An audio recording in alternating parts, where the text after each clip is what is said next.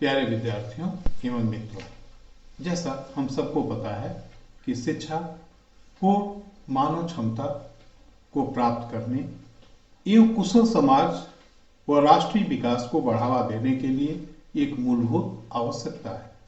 वहीं दूसरी तरफ शिक्षा वह माध्यम है जिससे देश की समृद्ध प्रतिभा और संसाधनों का विकास व्यक्ति, समाज, राष्ट्र और विश्व की भलाई के लिए किया जा सकता है।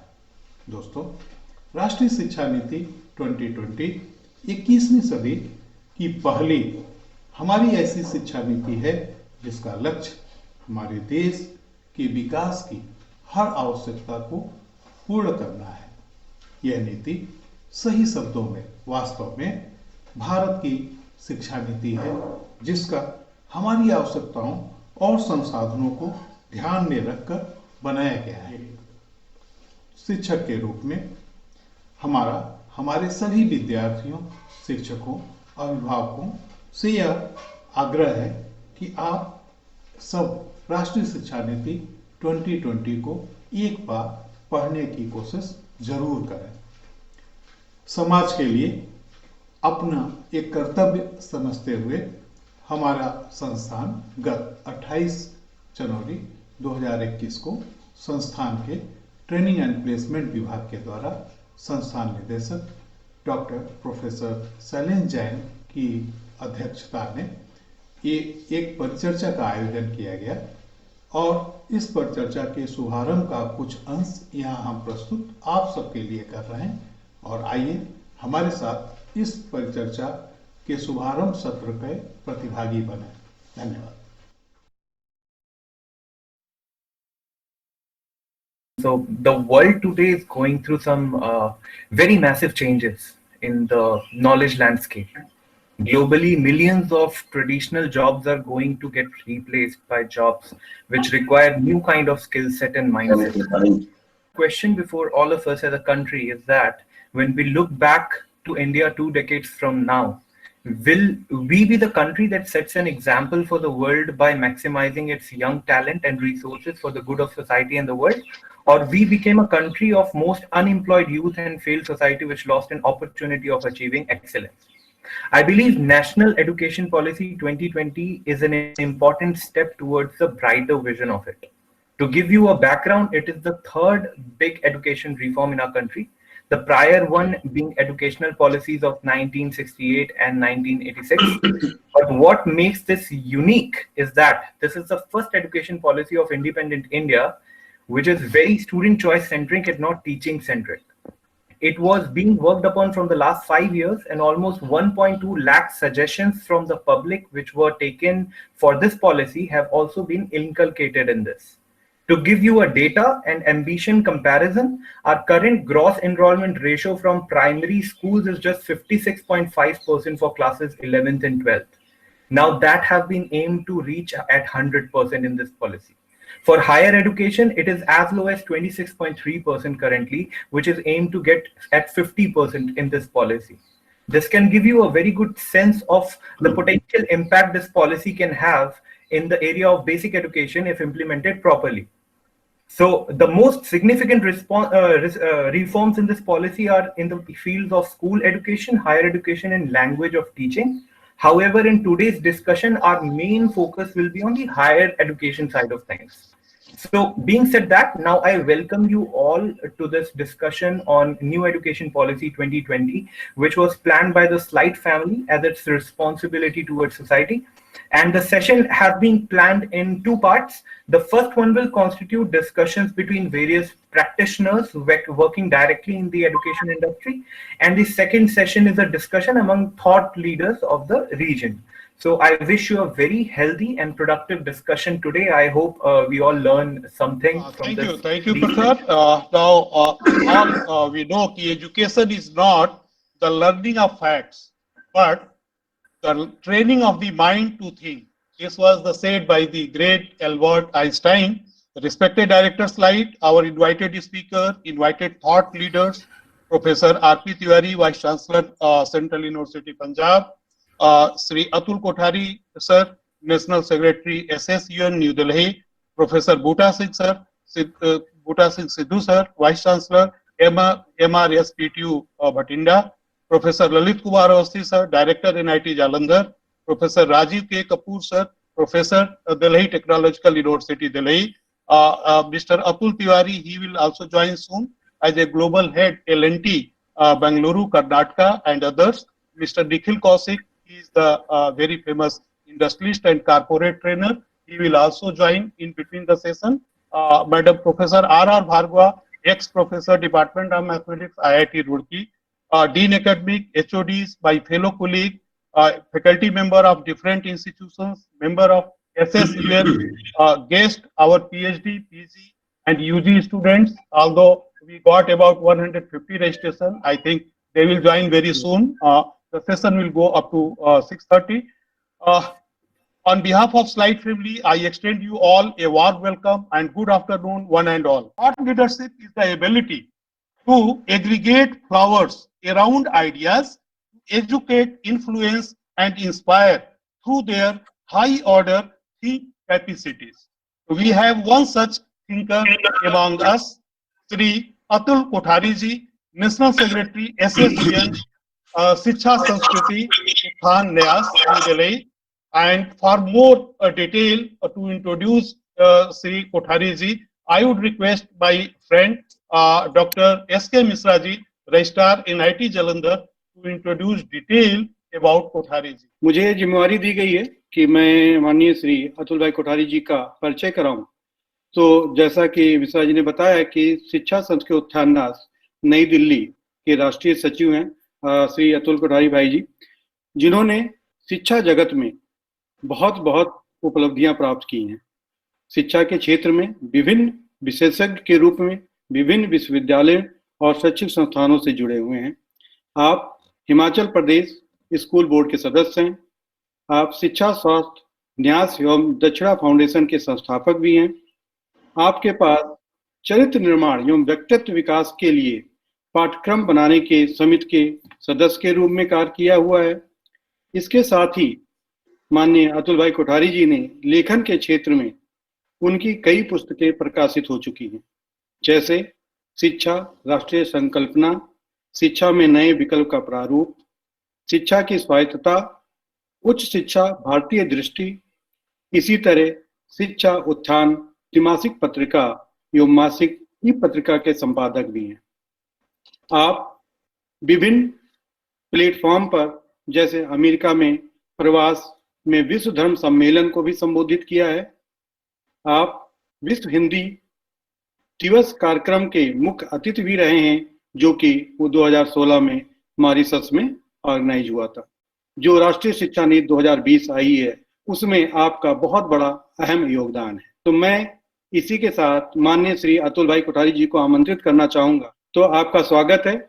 नमस्कार जी, आपका बहुत स्वागत। Over to professor Shailendra Kumar Jain साहब, आर.के. मिश्रा जी, वक्तागण, इस वेबिनार में प्रतिभागिता कर रहे सभी विद्वान आचार्य बंधु और बहनों।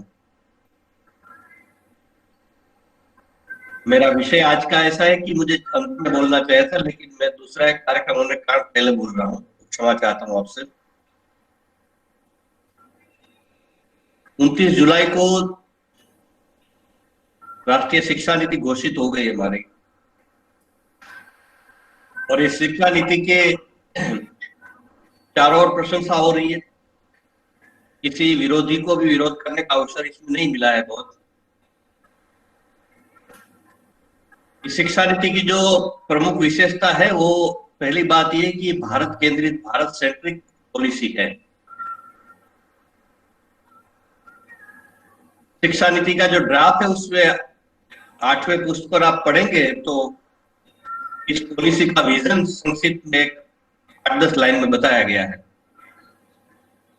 उसको मैं और संक्षिप्त करके एक लाइन में बात कर रहा हूं। इस शिक्षा नीति का उद्देश्य क्या है, इस पर वो लाइन फोकस करती है। इस शिक्षा नीति का उद्देश्य ऐसे नागरिकों का निर्माण करना है जो बौद्धिकता से, विचार से और कार्य व्यवहार से भारतीय बने। इस शिक्षा नीति का उद्देश्य ऐसे नागरिकों का निर्माण करना है जो बौद्धिकता से, विचार से और कार्य व्यवहार से भारतीय बने। ये सेंटर पॉइंट इस पॉलिसी का है मुझे लगता है, और इसके इर्द गिर्द सारी पॉलिसी बनाई गई है। दूसरी महत्वपूर्ण बात है इस शिक्षा नीति की कि इसमें कॉम्प्रिहेंसिव, होलिस्टिक और इंटीग्रेटेड अप्रोच है। समग्रता, सर्वांगीण और एकात्म दृष्टि है इस पॉलिसी में।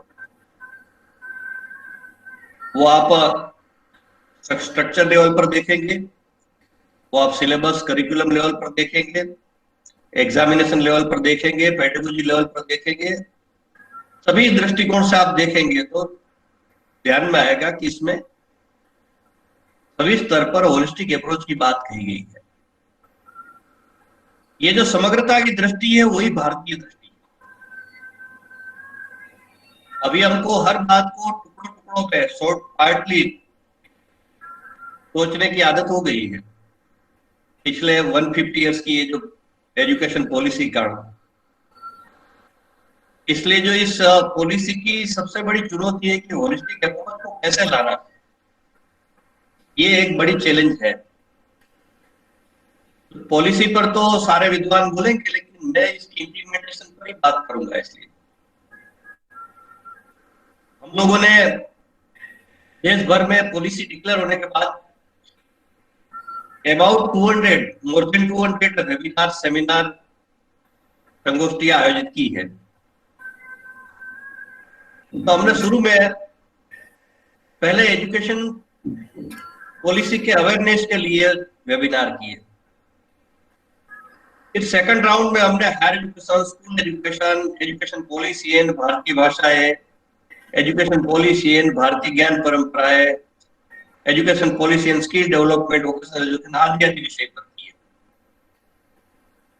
थर्ड स्टेज में हमने स्पेसिफिक सब्जेक्ट लेकर, जैसे मेरू कॉन्सेप्ट है, तो मेरू कॉन्सेप्ट टेक्निकल इंस्टीट्यूट, खास करके एनआईटी, आईआईटी, ट्रिपल आईटी आप जैसे इंस्टीट्यूट जो है, वहां कैसे इसको इम्प्लीमेंट किया जाएगा। Triple IT Bhagalpur, triple IT Prayagraj और हम लोगों ने मिलकर इस मेरू कॉन्सेप्ट को लेकर ही एक नेशनल वेबिनार किया था, जिसमें कई directors IIT, NIT, triple IT के मिल हुए थे, प्रोफेसर सारे हुए थे। इन लोगों ने 20 मिनट अपना स्पीच दिया और बाद में 1 आवर इंटरेक्टिव सेशन पूरा था।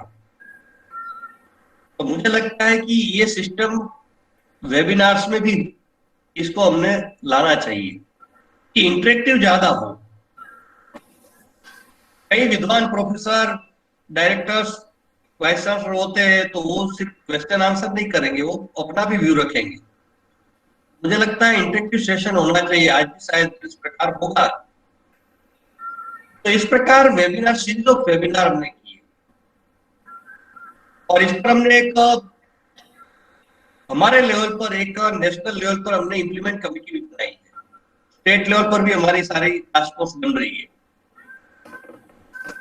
और हम हायर एजुकेशन, टेक्निकल एजुकेशन और स्कूल एजुकेशन के साथ तीनों पर अलग अलग काम कर रहे हैं। तीनों की अलग अलग कमेटी है। इसके साथ साथ आत्मनिर्भर भारत भी एक विषय जुड़ा है। तो आत्मनिर्भर भारत में शैक्षिक संस्थानों की भूमिका, एनआईटी जालंधर इस पर काफी अच्छा काम अभी कर रहा है। तो ये इस प्रकार के कई विषय इसके साथ जुड़ते हैं। इम्प्लीमेंटेशन की दृष्टि से बहुत मैं प्राइमरी बात से प्रारंभ करता हूं। कृपया कोई बुरा न माने, सब विद्वान लोग हैं।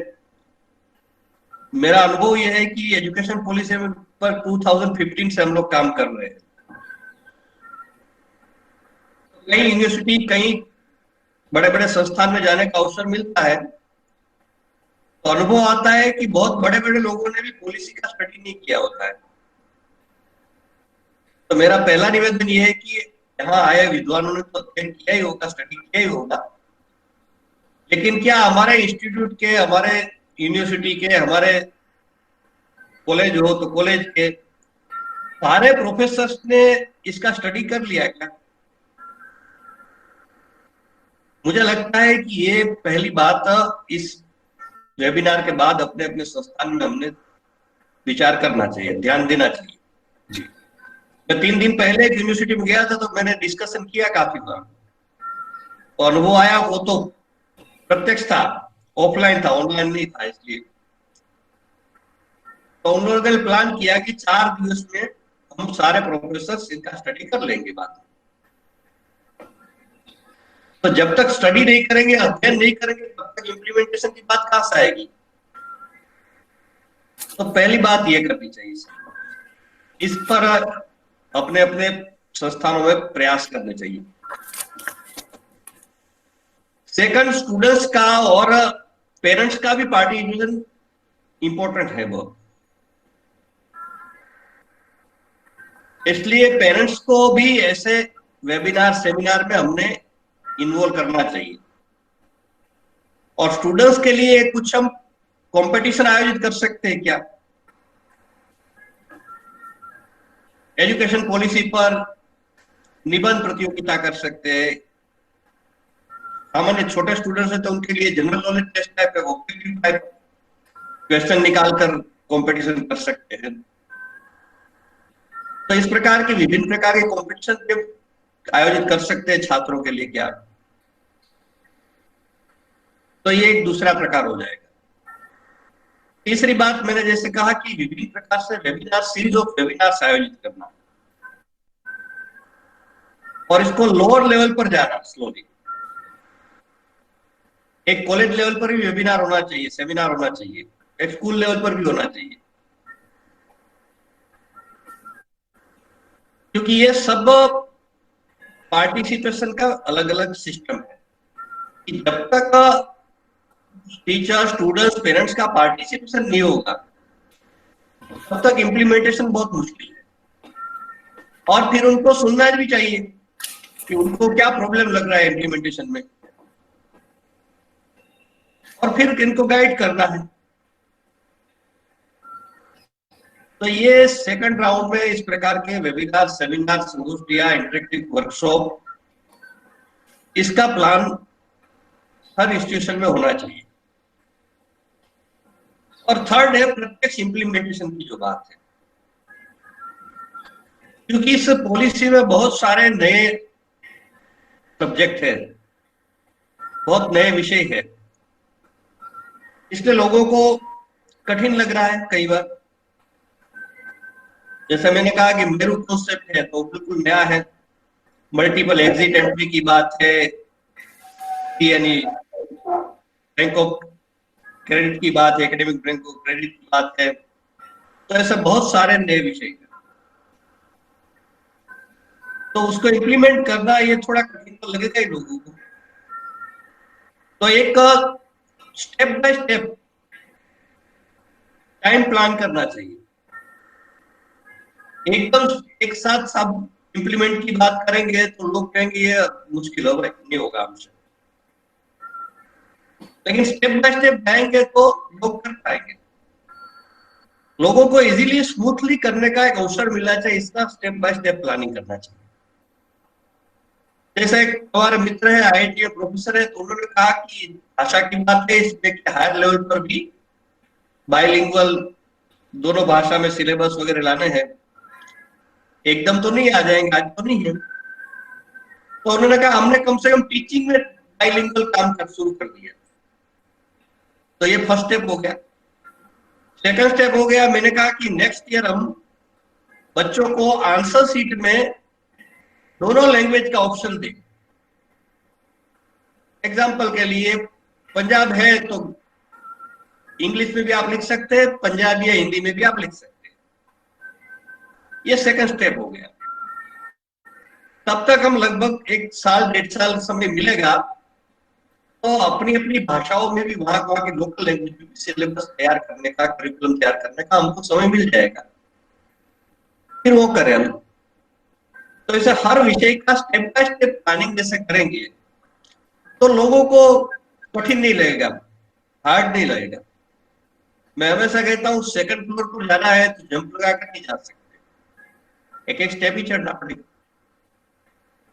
एक एक स्टेप चढ़ने के लिए लोगों को कहेंगे तो लोग इजीली कन्विंस हो जाते हैं और प्रयास करते हैं। तो इस प्रकार एक इम्प्लीमेंटेशन का प्लानिंग प्रॉपरली, क्योंकि हमारे यहाँ जैसे अभी बताया इंट्रोडक्शन में भी 68 में पॉलिसी आई, 86 में पॉलिसी आई, इसके अलावा भी बहुत सारे शिक्षा में बदलाव के लिए प्रयास हुआ। 48 में राधाकृष्णन कमीशन आया था, 52 में मुदलियार कमीशन आया था, 64 में कोठारी कमीशन आया था। इसके अलावा भी कई कमीशन कमेटियां छोटे मोटे बने, अच्छे सजेशंस थे भी उनके। कोठारी आयोग के सजेशन सुझाव तो आज भी लोग चर्चा करते हैं, लेकिन दुर्भाग्य से इम्प्लीमेंटेशन नहीं हुआ। यस। तो इस बार भी यही लोग प्रश्न उठाते हैं मेरे सामने कई बार, इस बार इम्प्लीमेंटेशन नहीं हुआ तो बहुत गड़बड़ हो जाएगा। तो मैं कहता हूं कि हम लोग हैं तो इम्प्लीमेंटेशन क्यों नहीं होगा?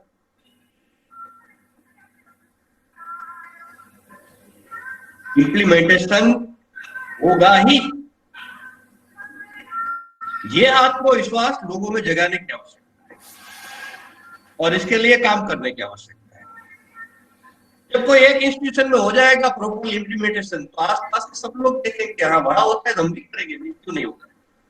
ठीक है, कम ज्यादा हो सकता है थोड़ा बहुत। इस प्रकार का एक एटमॉस्फेयर, एक वातावरण निर्माण करने की आवश्यकता है।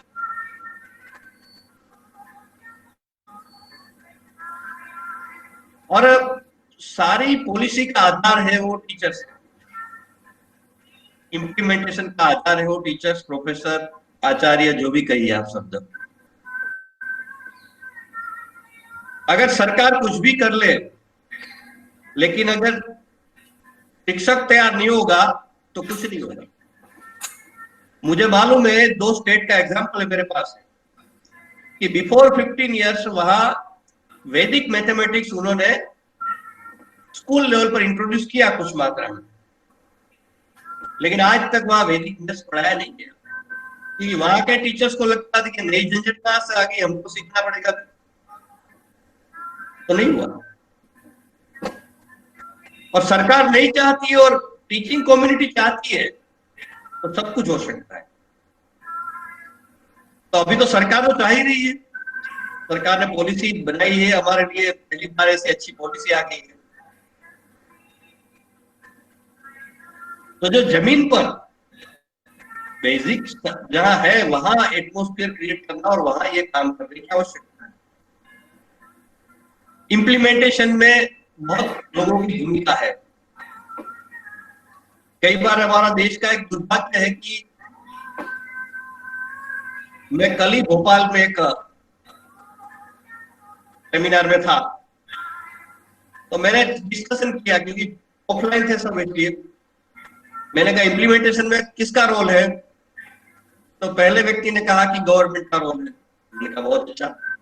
सेकंड, स्टेट गवर्नमेंट का रोल है। थर्ड, यूनिवर्सिटी का रोल है। लास्ट में कहा कि एक व्यक्ति ने कहा कि हमारा भी रोल है। मैंने कहा बहुत अच्छा। मैंने कहा इसको रिवर्स कर दो, ये करने की जरूरत है। बस रोल जो आपने सबने कहा वो ठीक ही है, लेकिन आप पहले गवर्नमेंट की बात करते हैं और स्वयं की बात अंत में करते हैं, करते नहीं। इसको रिवर्स करने की जरूरत है, बस बाकी सब ठीक हो जाएगा। सेंट्रल गवर्नमेंट का है रोल। सेंट्रल गवर्नमेंट ने एजुकेशन मिनिस्ट्री नाम चेंज कर दिया। सेंट्रल गवर्नमेंट ने यूजीसी के तहत 9 कमेटी बनाकर इम्प्लीमेंटेशन शुरू हो रहा है। सारे सेंट्रल इंस्टीट्यूट को एजेंडा मैंडेट दे दिया है सेंट्रल गवर्नमेंट ने। स्टेट गवर्नमेंट के लेवल पर अधिकतर गवर्नमेंट के टास्क फोर्स बन गए हैं। बहुत सारी यूनिवर्सिटी इंस्टीट्यूट में टास्क फोर्स बन गए हैं। क्या यहाँ उपस्थित सभी के अपने अपने संस्थान में, चाहे स्कूल हो, कॉलेज हो, यूनिवर्सिटी हो या टेक्निकल इंस्टीट्यूट हो, हमारे संस्थान में टास्क फोर्स बन गया है क्या? नहीं बनाया है तो पहला काम ये होना चाहिए। बन गया है सर। बहुत अच्छा, आपके यहाँ तो बन गया है, मुझे मालूम है। आपका भी मालूम है, मुझे एनआईटी जालंधर का भी मालूम है, क्योंकि जुड़े हुए हमारे साथ, उनका तो मुझे मालूम है जहां जहां मैं गया हूँ। लेकिन जो सुन रहे हैं सब लोग, पार्टिसिपेट कर रहे हैं, मैं सबको कह रहा हूँ, तो सबका रोल है इसमें। और हमारे कई मित्र हायर एजुकेशन के एक्सपर्ट है, वो कहते हैं कि 70% तो इंस्टीट्यूशन और यूनिवर्सिटी ने डायरेक्ट इम्प्लीमेंटेशन करना है, इसमें गवर्नमेंट का कोई रोल नहीं है, ना यूजीसी का रोल है, ना आईसीटी का रोल है। और कई यूनिवर्सिटी ने स्टार्ट कर दिया है इंस्टीट्यूशन ने, जैसे जैन साहब ने भी कहा ऐसा, क्योंकि मैं कई यूनिवर्सिटी में इस एजुकेशन पॉलिसी के लिए मेरा प्रत्यक्ष रोल भी है इसमें। तो इसका प्लानिंग अच्छी तरह से हो जाएगा तो इस पॉलिसी में इतनी कैपेसिटी ताकत है कि इस प्रॉपरली इंप्लीमेंट हम सब करेंगे तो देश की एजुकेशन सिस्टम में चेंज होगा, बदलाव होगा, परिवर्तन होगा। तो हम पिछले 73 इयर्स के इंतजार कर रहे हैं, वो बदलाव का एक बहुत बड़ा अवसर हमारे सामने है। और पॉलिसी में चेंज होगा तो एजुकेशन सिस्टम बदलेगी, और जो हमारा शिक्षा उत्थान न्यास का एक वाक्य जो मेरे परिचय बोला मिश्रा जी ने कि देश को बदलना है तो शिक्षा को बदलना है, शिक्षा बदलेगी तो देश भी बदलेगा। आज हम चाहते हैं सबके भारत समर्थ, शक्तिशाली, समृद्ध विश्व गुरु बने, लेकिन इनका रास्ता तो थ्रू एजुकेशन ही जाता है। आज दुनिया में जो जिसको डेवलप कंट्री कहते हैं, वह सब जगह रिसर्च कहाँ होता है? ऐसे प्रकार के इंस्टीट्यूशन और यूनिवर्सिटीज में ही होता है, सारा काम हो रहा है। भारत की यूनिवर्सिटी में क्यों नहीं हो सकता है? और भारत के छात्र अमेरिका में जाकर सब कुछ कर रहे हैं, यहां क्यों नहीं कर सकते? आज बड़ी बड़ी कंपनियों के सीईओ और एमडी हमारे देश के हैं छात्र। बस आवश्यकता थी एक पॉलिसी की, वो हमारे सामने इंट्रोड्यूस हो चुकी है। अभी काम हमारा है कि ऐसा एक एटमॉस्फेयर क्रिएट करें। मैं अमेरिका गया था तो मैं कुछ यूनिवर्सिटीज में गया, मैं स्कूल कॉलेज सब में गया था, तो उन्होंने कहा हमारे पीजी में क्लास चलती नहीं है, लेकिन जब वो स्टूडेंट्स चाहते हो टीचर्स का समय लेकर, वो फिर कितने घंटे बैठते हैं उसका कोई गिनती नहीं होती। जैसे घंटे 8-8 घंटे जरूरत तो बहुत बैठे रहते टीचर्स। इंग्लैंड में कहते हैं कि रिसर्च करना है बच्चे को तो यूनिवर्सिटी या इंस्टीट्यूशन डिसाइड नहीं करता है, वहां का प्रोफेसर डिसाइड करता है। तो इस प्रकार का एक एटमॉस्फेयर क्रिएट करना होगा। हम कहते हैं 200 यूनिवर्सिटी में हमारा नाम नहीं आता है, कैसा आएगा? रिसर्च में हम बहुत वीक है, क्योंकि हमारे यहाँ रिसर्च यानी कट पेस्ट है और कुछ नहीं है ज्यादातर।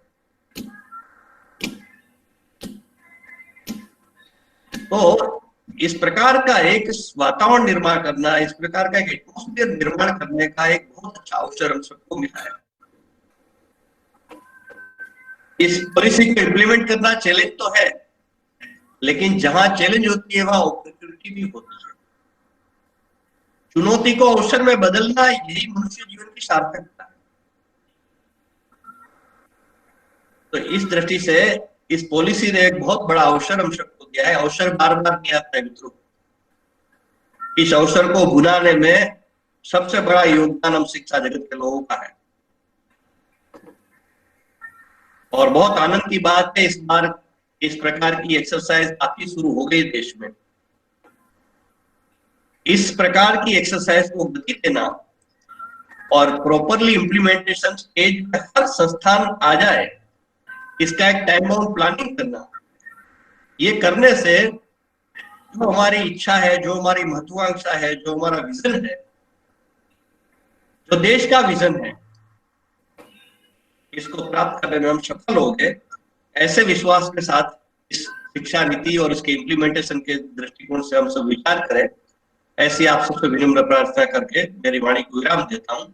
आपने मुझे बुलाया और सभी विद्वानों के सामने विचार रखने का अवसर दिया, इसलिए माननीय जैन साहब और संस्थान परिवार के सभी का, आप सभी का बहुत बहुत धन्यवाद। दोस्तों, हमें आशा ही नहीं अपितु पूरा विश्वास है कि आपको इस परिचर्चा के द्वारा नई राष्ट्रीय शिक्षा नीति 2020 के बारे में कुछ जानकारी अवश्य मिली होगी।